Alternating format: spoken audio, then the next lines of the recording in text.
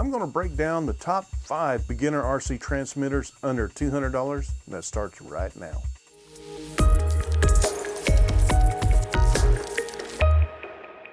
Hey everybody, I'm JR the Traveling Tech Guy. Welcome to another episode. If this is your first time here and you're interested in RC model aviation, please consider subscribing and click the bell to be notified every time a new video is released. When it comes to choosing your first RC transmitter, you want to make sure to pick one that will not only meet your current needs, but also meet your future needs as you grow in the hobby.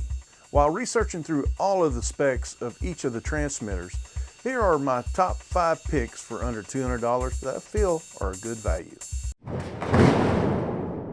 Number 5 on our list is the Futaba 6J 6-channel. Now, Futaba has been synonymous with radio control for the past 70 years and has been the main go-to radio for many RC pilots.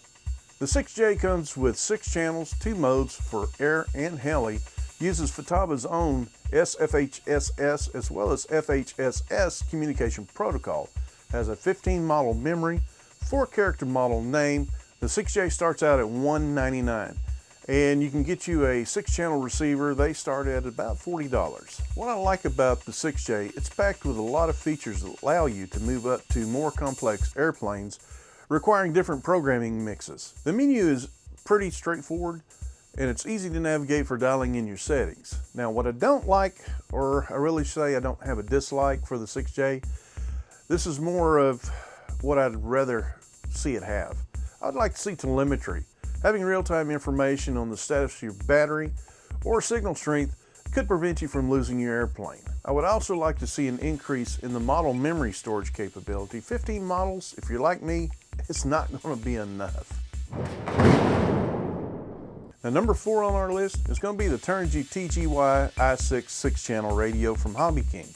It retails for just under $60. The i6 does come in 2 modes for air as well as helicopters. Has a 20 model memory, 8 character model naming, as well as telemetry with the optional telemetry receivers and sensors.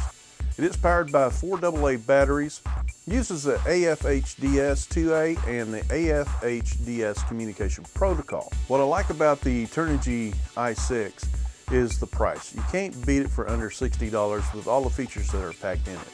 The menu navigation is straightforward, does have the 20 model memory, and you have 8 character model naming convention so that you don't get your planes mixed up.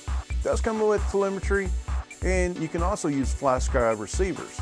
Now the receivers, they're priced between $11 and $13. Now what I don't like about it, doesn't have any multi-rotor mode. Number 3 on our list is going to be the FlySky FS6X 10-channel. You can pick it up for just under $50. The i6X does come in 3 modes for air, heli, and sailplane. Comes with 20 model capacity, as well as it uses the AFHDS-2A and the AFHDS communication protocol similar to Turnigy. Also has voice and vibration alerts, telemetry with the optional telemetry receiver and sensors. It's powered by 4 AA batteries. The 6-channel receivers are priced at around $13 a piece. I think what I like the most about the i6X is going to be the price. For under 50 bucks for your first transmitter, or if you're upgrading from the basic 4-channel, you can't beat it.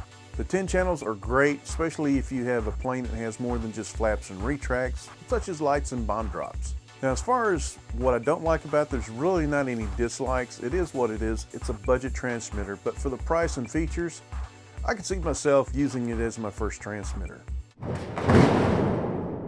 Showing up number 2 on the list is the FreeSky Taranis X9 Lite.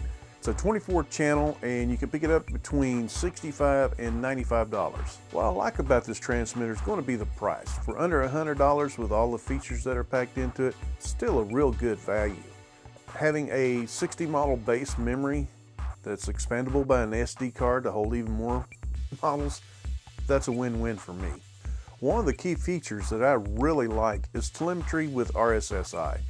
This could save you at times when you are close to flying out of range or if the signal is being overpowered, as well as it has voice and vibration alerts to let you know.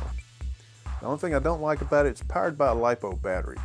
I personally prefer using AA's in my transmitters, but you know, I just got to be different. If you've been using FreeSky transmitters for quite a while, and you have a collection of older receivers, right now the Taranis is not going to be able to work with them, but they do have a firmware update that will allow you to use the older protocols.